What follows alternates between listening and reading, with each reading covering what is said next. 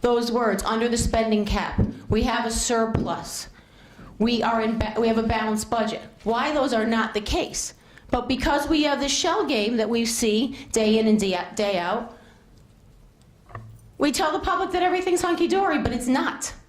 Everyone has spoken about the fact that this is not in balance in terms of gap, which was something that was important not only to the governor, I think, but also important to the minority party, has been for a long time. But more than that, it includes some transfers that have been not really a part of any budget process prior to now.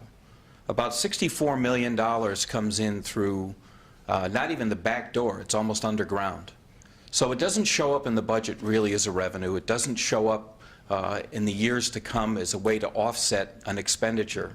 And so what the budget does is makes promises to people. Makes promises to municipalities, makes promises to people who provide services to the state of Connecticut.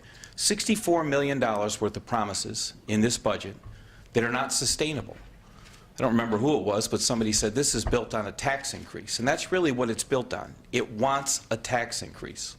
And this administration wants to fulfill that at some point in the future because it's not sustainable any other way. Say you're doing it and then try and go in the back door with $51 million here and $10 million there, you know, just so you can say you're gap compliant.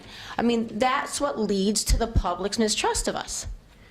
You can go to almost any state in New England and find that they have well-grounded principles upon which they're building their budgets. They are dealing with issues like unfunded liabilities. We're not.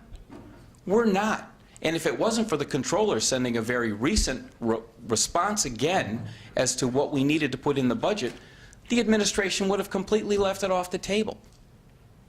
You can't pretend those things don't exist. The systemic problems in this budget are so great, so grand, that you can't implement it. You might be able to put it into effect next year for a short period of time, but it's built on bad math at the very best.